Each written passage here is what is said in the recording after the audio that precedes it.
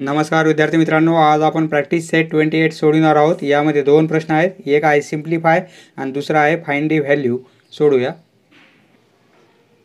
Practice set 27 मध्ये आपण 6⁻⁷ into 6⁻² हे कसे सोडवायचे पाहिलेले आहे।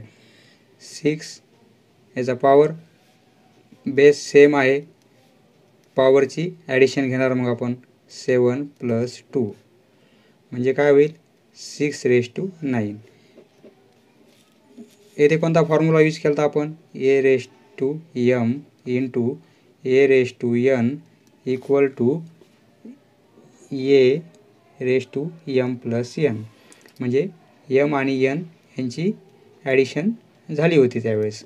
तर आता समजा 6⁻7 आहे आणि मल्टिप्लिकेशन ऐवजी येथे हे डिव्हिजन साइन आहे आणि 6⁻² असं जर करायचं असेल तर काय करणार, ज्याप्रमाणे येथे बेस सेम होता त्याप्रमाणे येथे पण बेस सेम आहे म्हणजे 6 आणि आपण मल्टिप्लिकेशनसाठी ॲडिशन केली होती, तर डिव्हिजनसाठी आपण सबस्ट्रॅक्शन करणार आहोत 7 - 2 म्हणजे याचा आन्सर काय येईल 7 - 2 म्हणजे 5 हे आन्सर येईल। किंवा 6⁻7 याचा अर्थ काय होतो 6 × 6 × 6 × 6 किती 7 टाइम्स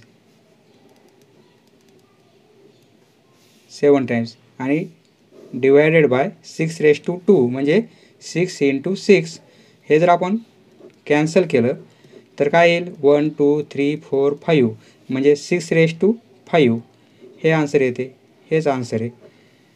म्हणजे आपण काय केलं आहे, डिनोमिनेटरला जेवढे हे इंडेक्स आहे ते याच्यातून मायनस झालेले आहेत, म्हणजे हे दोन कॅन्सल झालेले आहेत। म्हणजे फॉर्म्युला कोणता होईल a⁻n equal to a⁻m - n। ज्याप्रमाणे मल्टिप्लिकेशनमध्ये आपण इंडेक्सची ॲडिशन केली होती त्याप्रमाणे डिव्हिजनमध्ये आपण काय करणार आहोत सबस्ट्रॅक्शन करणार आहोत। सोडूया आता practice set a⁻6 divided by a⁻4 आहे, तर येथे आपण फॉर्म्युला कोणता यूज करणार आहोत a⁻m आणि a⁻n असं जर असेल तर a⁻m - n होते। येथे जर मल्टिप्लिकेशन असता तर हे प्लस झालं असतं, पण येथे डिव्हिजन आहे त्यामुळे हे आन्सर कसं येईल मग a⁻6 - a⁻4 म्हणजे 6 - 4 दोघांचा बेस सेम आहे, त्यापैकी एकच बेस घेतलेला आहे आपण आणि इंडेक्सची ॲडिशन घेतलेली आहे। आता 6 - 4 म्हणजे काय होईल 2 म्हणजे a⁻2 म्हणजे a² हे येईल आपलं answer. Second m⁻5 divided by m⁻8 म्हणजे m हा आहे आणि n हा आहे आपला यामध्ये -8 होईल m⁻5 - 8। ज्याप्रमाणे 6 - 4 केलं तर त्याप्रमाणे 5 - 8 म्हणजे काय होईल m5 - 8 म्हणजे -3 हे येईल आपलं आन्सर।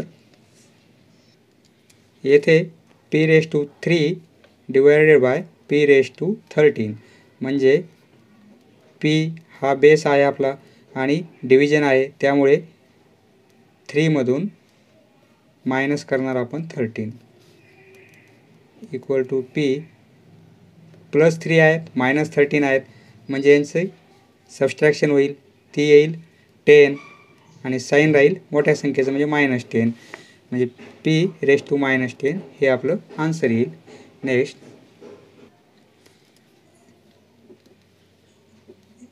x⁻10 आणि डिवायडेड बाय x⁻10 म्हणजे 10 - 10 होईल म्हणजे 10 - 10 म्हणजे 0 होईल म्हणजे x चा पॉवर किती येईल 0, x चा पॉवर 0 आहे म्हणजे आन्सर येईल आपलं 1। कोणत्याही संख्येचा पॉवर जर 0 असेल तर आन्सर 1 येते। समजा 3 चा पॉवर 0 आहे तर आन्सर 1, पण पॉवरच काही नसेल तर म्हणजे पॉवर काही नसेल म्हणजे 1 असतो म्हणजे तीच संख्या असते। पण पॉवर जर 0 दिला तर त्या संख्येचा आन्सर काय येते 1. 5 पॉवर जर 0 असेल तर आन्सर 1. त्याप्रमाणे एक्सचं पॉवर 0 म्हणून आन्सर 1. किंवा x/10, आता हे x/10 x⁻10 आणि बाय म्हणजे डिवायडेड बाय x⁻10 आहे. म्हणजे हे जरा कॅन्सल झालं असतं, हे कॅन्सल झालं असतं म्हणजे काय आलं असतं 1/1 म्हणजेच 1. कारण न्यूमरेटर आणि डिनोमिनेटर सेम आहेत म्हणजे कॅन्सल होतात. आन्सर हे 1च येते त्यावेळेस. जर 5 आणि 5 म्हणजे आन्सर किती येते 1. त्याप्रमाणे x⁻10 आणि डिवायडेड बाय x⁻10 म्हणजे आन्सर 1च येऊ लागलं. त्याप्रमाणे म्हणून x⁻0 म्हणजे पॉवर किती, आन्सर किती येईल आपलं 1. कोणत्याही संख्येचा पॉवर जर 0 असेल तर आन्सर 1 येते. म्हणजे a⁻0 = 1 हा एक फॉर्म्युला आपला तयार झालेला आहे. आणि समजा a⁻m आहे, एखाद्या संख्येचा पॉवर मायनसमध्ये आहे, तर याचा आन्सर हा पॉवर जर प्लस करायचा असेल आपणास तर काय करावं लागते, ह्या एचा रेसिप्रोकल म्हणजे 1/a⁻m हे एक फॉर्म्युला आहे आपला. हा एक फॉर्म्युला लक्षात ठेवावा लागेल. समजा आता येथे 7चा -2 पॉवर आहे, हा जर पॉवर प्लसमध्ये करायचा असेल -2 तर आपण काय करणार 1/7² असे लिहिणार. 5 आणि पॉवर -4 आहे तर याला आपण असं लिहू शकतो 1/5चा पॉवर 4 म्हणजे +4. मायनस पॉवर आहे हा प्लस करायचा असेल तर 1/ असं लिहावं लागते. म्हणजे हा फॉर्म्युला a⁻m = 1/a⁻m म्हणजे हा मायनस पॉवर होता तो प्लसमध्ये झालेला आहे. हा एक फॉर्म्युला आणि हा एक फॉर्म्युला माहीत झालेला आहे आपला. नेक्स्ट येथे बेस आपला -7 आहे, -7 आहे आणि डिव्हिजनचं साईन आहे मध्ये, त्यामुळे बेस आपला -7 आणि डिव्हिजन असल्यामुळे 12 -12 इंडेक्सची सबस्ट्रॅक्शन होईल. म्हणजे -7 12 -12 म्हणजे काय होईल 0. म्हणजे कोणत्याही संख्येचा पॉवर जर 0 असेल तर आन्सर 1 असते. आपण रिझन लिहू a⁻0 = 1. त्यामुळे -7⁻0 = 1. नेक्स्ट येथे बेस सेम आहे 7 7 आणि डिव्हिजन साईन आहे, त्यामुळे बेस 7 आणि इंडेक्सची सबस्ट्रॅक्शन म्हणजे 5 - 3 होईल.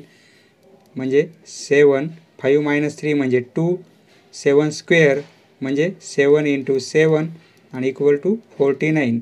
येथे आपल्यास काय सांगितलेलं आहे फाइंड द व्हॅल्यू काढायला सांगितलेली. त्यामुळे व्हॅल्यू काढायला सांगितली म्हणून आपल्याला हे आन्सर काढावे लागेल, हे कॅल्क्युलेशन करावे लागेल.